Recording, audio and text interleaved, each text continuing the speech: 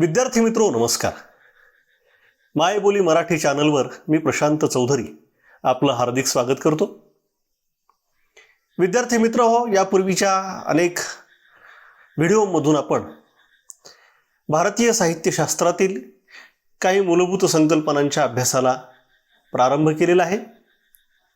भारतीय साहित्य विचारातील काव्यलक्षण हे पहिलं प्रकरण यापूर्वीच्या काही तासिकांमधून आपण अभ्यासलं आणि काव्यलक्षणामधील निरनिराळ्या मूलभूत संकल्पनांचा विचार केला.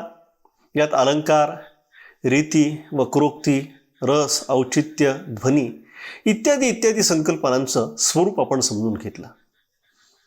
या पहिल्या प्रकरणाच्या निमित्तानं भारतीय साहित्य विचारात काव्याच्या स्वरूपाबद्दल असणाऱ्या धारणांचा परिचय आपला झाला. काव्यविषयक असणाऱ्या निरनिराळ्या व्याख्यांचं स्वरूप आपण पाहिलं.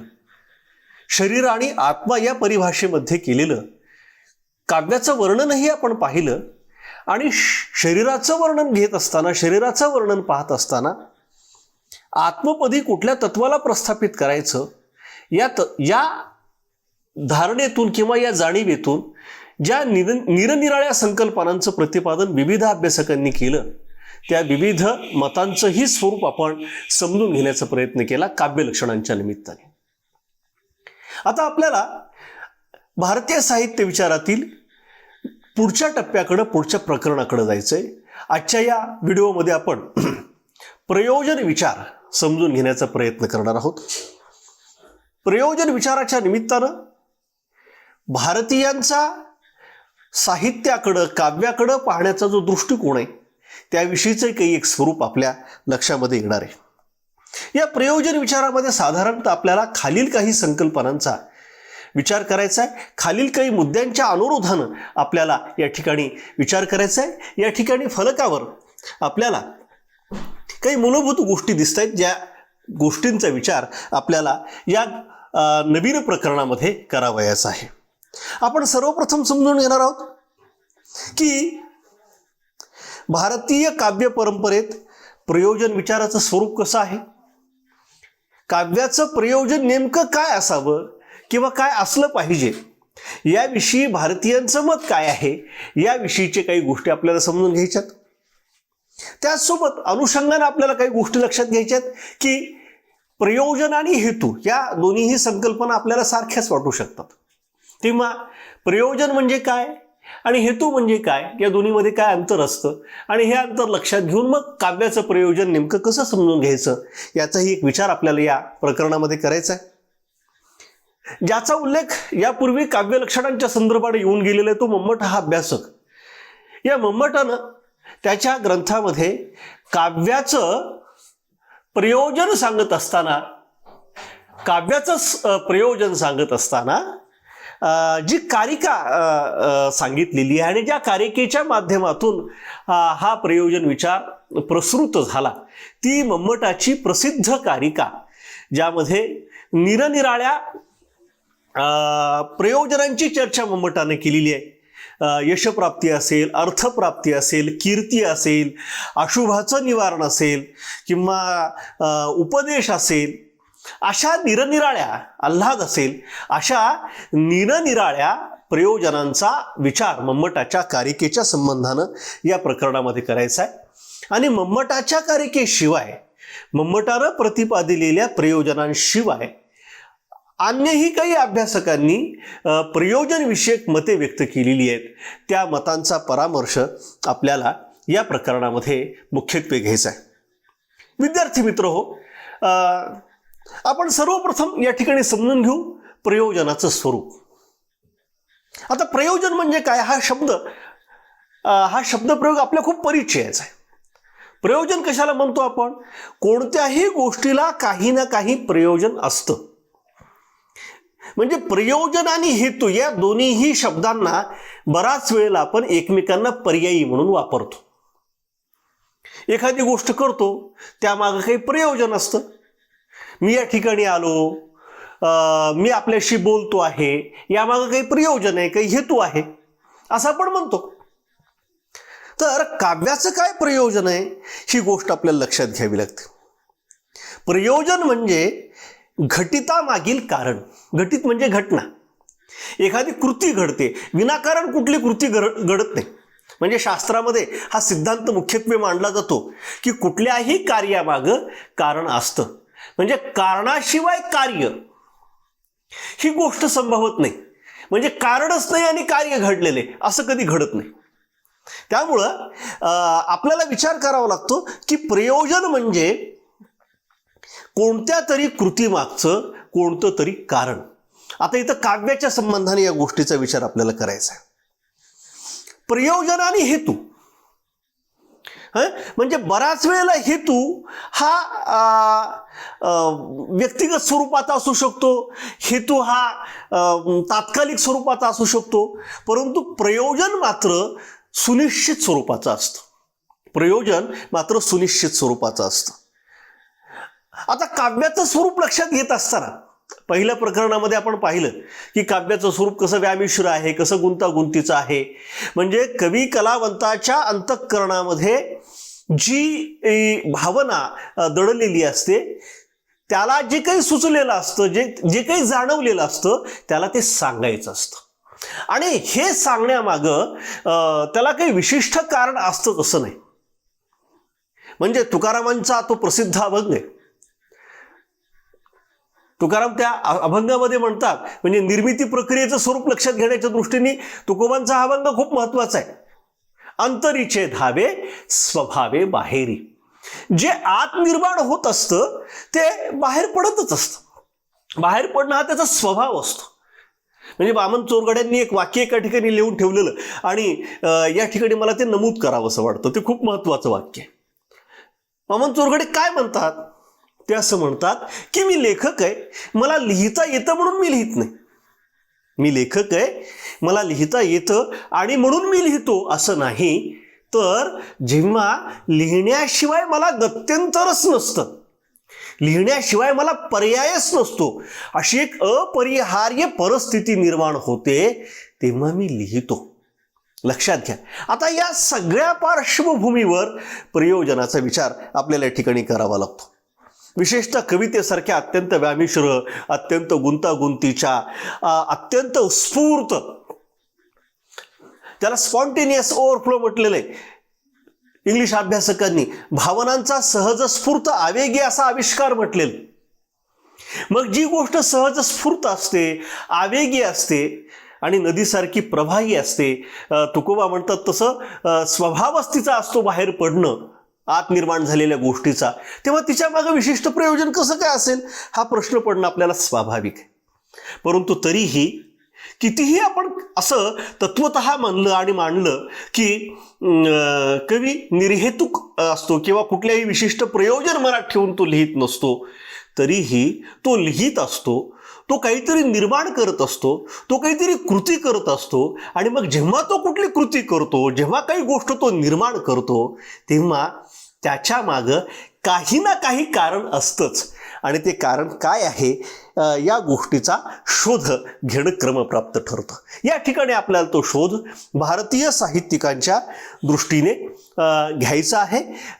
पुन्हा कधीतरी पाश्चात्यांच्या दृष्टिकोनात नाही या शोधाचा विचार आपल्याला करता येईल. या ठिकाणी फक्त आपल्याला भारतीयांच्या दृष्टिकोनातनं हा शोध करायचा आहे. सर्वप्रथम आपण मम्मट या अभ्यासकानं या प्रयोजनाकडे कसं पाहिलेलं आहे ते पाहण्याचा प्रयत्न करू. मम्मटानं त्याच्या काव्यप्रकाश या प्रख्यात ग्रंथामध्ये हा विचार मुख्यत्वे मांडलेला आहे. इसवी सनाचं हे 11वं शतक आहे. मम्मट हा 11व्या शतकातील एक काश्मीरी पंडित आहे. त्यानं प्रयोजनासंदर्भातली जी प्रसिद्ध कारिका लिहून ठेवलेली ती अशी आहे. ती कारिका या ठिकाणी मी तुमच्या समोर ठेवत आहे. तो असं म्हणतोय, काव्यम यशसे अर्थकृते व्यवहारविदे शिवेत रक्षतये सद्य परिनिवृत्तये कांता संमित उपदेश युजे. आता ही कारिका आहे, त्याच्या रचनेमधली एक ओळ आहे आणि त्याच्यामध्ये काव्याच्या निर्मितीच्या संबंधानं लेखकगत, वाचकगत आणि उभयगत अशा 6 प्रयोजनांची चर्चा मम्मटानं मुख्यत्वे केलेली. कोणकोणती प्रयोजन आहेत ती? काव्यम यशसे, म्हणजे यशप्राप्ती, अर्थप्राप्ती, यशाला कीर्ती म्हणू शकतो आपण, कीर्ती मिळवणं, अर्थप्राप्ती करणं, त्याचसोबत व्यवहाराचं ज्ञान संपादित करणं, शिवेत रक्षतये, म्हणजे शिवाचं रक्षण करणं, अशुभाचं निवारण करणं, आणि उपदेश करणं, बोध करणं. कसा बोध करणं, कसा उपदेश करणं, तर कांतेने, कांता म्हणजे पत्नी, पत्नीने केलेल्या उपदेशासारखा उपदेश करणं. त्यामुळं यशप्राप्ती, अर्थप्राप्ती, व्यवहाराचं ज्ञान, अशुभाचं निवारण आणि उपदेश, अशी काही प्रयोजनं मम्मट या ठिकाणी सांगतो. आजच्या तासिकेमध्ये यातील पहिल्या 3 प्रयोजनांचा विचार मुख्यत्वे आपल्याला करायचा आहे. आणि या प्रयोजनातून, या मांडणीमधून भारतीयांचा साहित्याकडं, ललित साहित्याकडं पाहण्याचा दृष्टिकोन कसा आहे याचाही आपल्याला परिचय होणार आहे. विद्यार्थी मित्रो, सर्वप्रथम या ठिकाणी आपण पाहतोय अर्थप्राप्ती किंवा यशप्राप्ती किंवा कीर्ती या प्रयोजनाचा विचार करू. खरं तर आजच्या कालखंडामध्ये जिथं साहित्य व्यवहार किंवा साहित्य कृतीची निर्मिती हा एक आतभट्ट्याचा व्यवहार होऊन बसलेला आहे. म्हणजे केवळ हौसे खातर लिहिणारे, इच्छेखातर काव्य कृती करणारे आणि काव्यसंग्रहांची निर्मिती करणारे मोठे लोक, पदरमोड करून मोठे लोक असलेले आपल्याला दिसतात, संख्येने मोठे आपल्याला दिसतात. तेव्हा आजच्या या कालखंडामध्ये अर्थप्राप्तीसाठी, धनप्राप्तीसाठी कुणी काव्याची निर्मिती करत असेल असं मानणं थोडं अप्रस्तुत वाटतं. परंतु मम्मटाचा काळ जर लक्षात घेतला, इसवी सनाचं 11वं शतक, एक मध्ययुग आहे. आणि या मध्ययुगामध्ये राजेशाही आहे, सरंजामशाही व्यवस्था आहे. आणि या सरंजामशाही व्यवस्थेमध्ये राजदरबारामध्ये कवींना एक विशिष्ट स्थान असायचं. त्यांना धनप्राप्ती दिली जायची, त्यांना धनदौलत दिली जायची. आणि म्हणून मम्मटाला तसं वाटलं असेल. त्यांनी काही उदाहरणही मम्मटानं या अर्थप्राप्तीच्या संदर्भानं दिलेली आपल्याला दिसतात. मम्मटानं उदाहरण दिलेलं आहे धावक नावाच्या नाटककाराचं. या धावक नावाच्या नाटककारानं, राजा हर्षाच्या काळातील हा नाटककार आहे, त्याला धनाचा लोभ दाखवल्यानंतर त्यानं त्याची रत्नावली व नागानंद ही 2 नाटके त्या राजा हर्षाच्या नावावर करून दिली, असा एक साधारण उल्लेख मम्मटाच्या ग्रंथामध्ये आपल्याला दिलेला आढळतो. परंतु अशी फार दुर्मिळ ही उदाहरणं काही पटत नाहीत. हा स्वार्थ झाला, हा मतलब झाला. म्हणजे लेखकांना धन मिळतं, काही पुस्तकं अशी असतात की ज्याला बेस्ट सेलर बुक्स म्हणतो आपण, आणि अशी आजच्या कालखंडामध्ये उदाहरणं आढळतात. नाही अशातला भाग नाही की अनेक लेखक आजही असे आहेत, आपल्या मराठीमध्ये आपल्याला सापडतील, की मोठमोठ्या हुद्द्यांवर, मोठमोठ्या IT कंपन्यांमध्ये नोकरी करतात. पण पुस्तकांना जी लोकप्रियता मिळाली, ज्या मोठ्या प्रमाणामध्ये पुस्तकांची विक्री झाली, त्यामुळं मोठ्या IT कंपन्यांमधल्या नोकऱ्या सोडून पूर्णवेळ लेखन व्यवसाय करणारे लेखक आजच्या कालखंडामध्ये सापडतात. परंतु अशी उदाहरणं किंवा ह्या धावकासारखी उदाहरणं फार बोटावर मोजण्यासारखी असलेली आपल्याला दिसतात.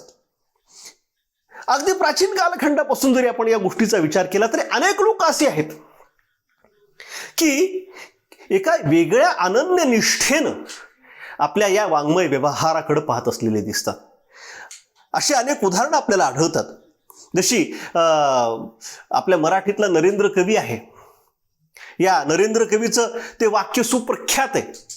जेव्हा राजाने त्याला म्हटलं की तुझं रुक्मिणी स्वयंवर तू माझ्या नावावर करून दे, तुला हव्या तितक्या मोहरा मी देईन, तेव्हा नरेंद्रानं त्याला अत्यंत बाणेदार उत्तर दिलं. उत्तर काय होतं? ना राजे हो आमुचिया कवी कुळा बोलू लागेल, ना राजे हो, असं माझ्याकडनं होणार नाही. आणि जेव्हा राजानं बळजबरी केली तेव्हा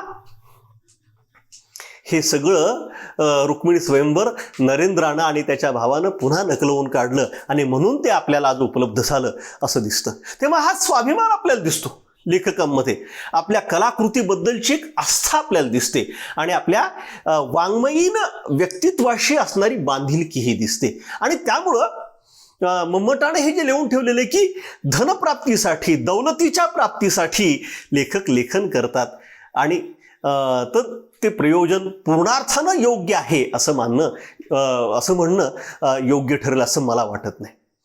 ह्याची दुसरी ही बाजू आहे की व्यावसायिक दृष्टीने विचार करता लेखन व्यवसायातून चरितार्थ चालतो अनेकांचा आणि त्या दृष्टीने ही लेखकांनी विशेषतः सिनेमांसाठी पटकथा लिहिणारे लोक असतात, सिनेमांसाठी गाणी लिहिणारे कवी लोक असतात आणि त्यातून त्यांना पैसा मिळतो. आता हे योग्य की अयोग्य हा एक वेगळा चर्चेचा मुद्दा आहे, त्याच्यावर आपल्याला भिन्न चर्चा करावी लागेल. परंतु फक्त पैसा मिळतो म्हणून कुणी जर साहित्य निर्मिती करत असेल किंवा त्या क्षेत्रामध्ये येऊ पाहत असेल तर असं म्हणणं त्या लेखकावर, त्या कवीवर अन्याय करण्यासारखं आहे. या दृष्टीने विचार करता या प्रयोजनातला दुसरा जो घटक आहे कीर्ती किंवा यशप्राप्ती हा थोडासा संयुक्तिक वाढतो. कुठल्या अर्थानं संयुक्तिक वाढतो? शेवटी कलावंत किंवा कवी हा सुद्धा एक व्यक्ती आहे, माणूस आहे आणि माणसाला प्रतिष्ठा प्रिय असते, सन्मान प्रिय असतो. कुणी जर आपलं कौतुक केलं, आपल्या पाठीवर शाबासकी टाकली, सत्कार केला तर माणसाला हायचं वाटतं. हा एक स्वाभाविक मानवी मनोधर्म आहे आणि म्हणून एखादा पुरस्कार मिळतो, सत्कार होतो, वाह होते, अनेक जण कौतुक करतात आणि त्यामुळं एक आंतरिक समाधान लेखकाला मिळत असतं माणूस म्हणून आणि त्या अर्थानं यशप्राप्ती किंवा कीर्ती हे प्रयोजन थोडंसं लागू पडतं असं म्हणायला काही हरकत नाही. आणि हे खरं आहे की कवी कलावंताला भूगोलाच्या देशांच्या सीमा नसतात. कवी कलावंताला देशाच्या किंवा भूगोलाच्या सीमा नसतात. ते प्रसिद्ध संस्कृत सुभाषित आहे, त्या सुभाषितामध्ये असं म्हटलेलं आहे की स्वदेशे पूज्यते राजा, विद्वान सर्वत्र पूज्यते. राजाची पूजा ही त्याच्या प्रदेशामध्ये किंवा राज्याच्या भौगोलिक सीमांमध्ये असते, परंतु विद्वानाची पूजा मात्र सर्वत्र होते. लक्षात घ्या. म्हणजे शेक्सपियर हा लंडनचा, इंग्लंडचा, परंतु आपल्याला तो आपला वाटतो. गटे नावाच्या अभ्यासकानं कालिदासाचं शाकुंतल जेव्हा वाचलं रूपांतरित अनुवादित, तेव्हा गटे शाकुंतल डोक्यावर घेऊन नाचला. लक्षात घ्या. मला सांगायचा मुद्दा असा आहे की कलावंत हा देशकालाच्या सर्व सीमा ओलांडून पुढे पोहोचलेला असतो आणि म्हणून तो यशस्वी होतो, तो यशवान होतो, तो कीर्तिमान होतो आणि त्याची कीर्ती आहे ही दशदिशांना जाऊन पोहोचलेली असते. परंतु पुन्हा तोच मुद्दा जो अर्थप्राप्तीच्या संबंधाने आहे की अशी कीर्ती मिळावी, असा नावलौकिक व्हावा, यासाठी तो काव्य निर्मिती, कलाकृतीची निर्मिती करतो असं म्हणणं पुन्हा त्याच्यावर अन्याय करण्यासारखं आहे. म्हणजे महाराष्ट्राची मराठी संस्कृती असेल, आपली भारतीय संस्कृती असेल, ही जगात कोणी नेऊन पोहोचली तर तुकारामांसारख्या अद्वितीय लोकोत्तर संतांनी नेऊन पोहोचली, ज्ञानदेवांसारख्या संतांनी नेऊन पोहोचली आणि म्हणून सगळ्या जगामध्ये ज्ञानदेवांचं आणि तुकोबांचं नाव झालं. परंतु तुकोबांनी त्यांच्या गाथांची निर्मिती केली, ती अशी दिगंत कीर्ती मिळावी यासाठी केली असं जर कोणी म्हटलं तर ते अत्यंत चुकीचं होईल. तो एक त्याचा स्वाभाविक परिणाम आहे असं आपण म्हणू शकू. उत्तम कलाकृती निर्माण करणाऱ्या श्रेष्ठ कलावंताला यश मिळणं, त्याचं नावलौकिक होणं हा एक स्वाभाविक परिणाम असतो आणि म्हणून याकडं प्रयोजन न म्हणता परिणाम म्हणून जर आपण पाहिलं तर ते अधिक योग्य ठरेल असं मला वाटतं. परंतु मम्मटाने या ठिकाणी अर्थप्राप्ती आणि कीर्ती हे दोन प्रयोजनं सांगण्याचा प्रयत्न केला आहे. आजच्या तासिकेतल्या ज्या शेवटच्या प्रयोजनाचा विचार आपण करणार आहोत ते प्रयोजन आहे अशुभ निवारणाचं आणि भारतीय समाजाच्या सांस्कृतिक धार्मिक स्वरूपाच्या संबंधाने या प्रयोजनाकडे आपण थोडं पाहायला हवं. मम्मटानं 11व्या शतकामध्ये हे लिहिलेलं आहे आणि त्या खंडातील सामाजिक स्वरूप कसं आहे, आपल्या समाजाची सामाजिक व्यवस्था कशी आहे याचा विचार केला तर आपल्याला या सगळ्या गोष्टींचा उलगडा नीट होऊ शकतो. काव्याची उपासना ही सुद्धा ईश्वराची उपासना आहे अशी धारणा असणारा हा काळ आहे. म्हणजे काव्यातनं ईश्वराची प्राप्ती होते, श्रद्धेनं आस्थेनं जर आपण वाङ्मय कृतीची निर्मिती केली तर आपल्या जीवनातील अशुभ दूर होतं, आपल्या जीवनातील दुःखाचं निवारण होतं, अशी धारणा किंवा अशी समजूत असणारा हा कालखंड आहे. आणि म्हणून मम्मटानं या ठिकाणी उदाहरण दिलेलं आहे मयूर कवीचं. काय उदाहरण आहे मयूर कवीचं? महाकवी बाण आणि त्याची पत्नी यांच्यातील खाजगी संवाद. संस्कृत महाकवी बाण आणि त्याची पत्नी यांच्यातील खाजगी संवाद या मयूरानं ऐकला. हा मयूर नातेवाईकच आहे त्याचा. आणि त्यामुळं क्रोधित झालेल्या बाणाच्या पत्नीनं या मयूराला तू कुष्ठरोगी होशील असा शाप दिला. आता या शापातून मुक्ती मिळाली पाहिजे आणि म्हणून ही मुक्ती मिळण्यासाठी सूर्यशतक नावाचं काव्य मयूर कवीनं रचलं आणि त्यामुळं त्या कुष्ठरोगातनं त्याची मुक्ती झाली असा उल्लेख केलेला आपल्याला दिसतो. दुसरा जो उल्लेख आहे तो दुसरा उल्लेख आहे या ठिकाणी दिलेला, तो आहे जगन्नाथ पंडिताचा. या जगन्नाथ पंडितानं एका यवन स्त्रीशी संबंध ठेवले आणि त्यामुळे त्याच्यावर बहिष्कार टाकला गेला.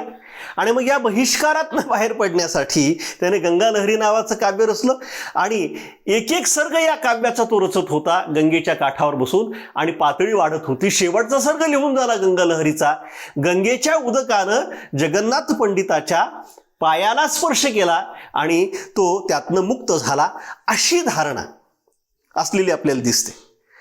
मराठीतील सुप्रसिद्ध कवी कृष्णदयाळ नवा, हरिवरदा करते, यांचाही कुष्ठरोग हरिवरदा या काव्याच्या निर्मितीतनं दूर झाला, अशी धारणा प्रसृत असलेली आपल्याला दिसते. आजच्या विज्ञान युगामध्ये, आजच्या आधुनिक जगतामध्ये अशा धारणांना काही स्थान नाही हे आपण जाणतो. तथापि इतिहासाच्या कालखंडाच्या एका विशिष्ट टप्प्यामध्ये अशी धारणा असणं स्वाभाविक होतं.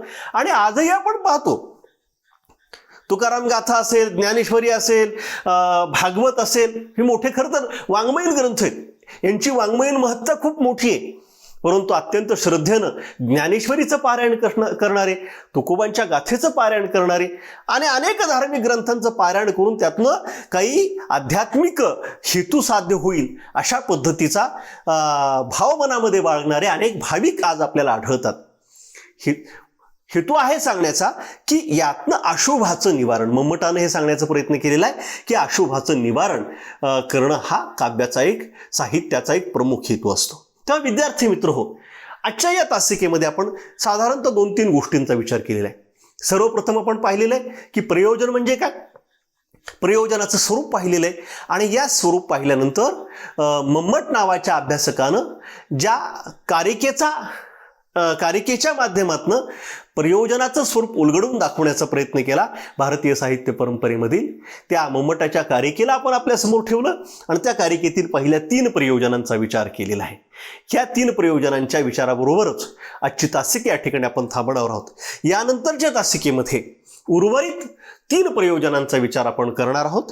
तेव्हा मला असं वाटतं की जी भूमिका मी आपल्यासमोर ठेवण्याचा प्रयत्न केला प्रयोजनाच्या संबंधानं ते आपल्याला नक्कीच रुचले असेल. आपल्याला आवडलं असेल माझं प्रतिपादन तर आपण माझ्या व्हिडिओला लाईक करावं, चॅनलला सबस्क्राईब करावं आणि अनेकापर्यंत माझा हा व्हिडिओ पाठवावा, शेअर करावा अशी विनंती करतो आणि थांबतो. धन्यवाद.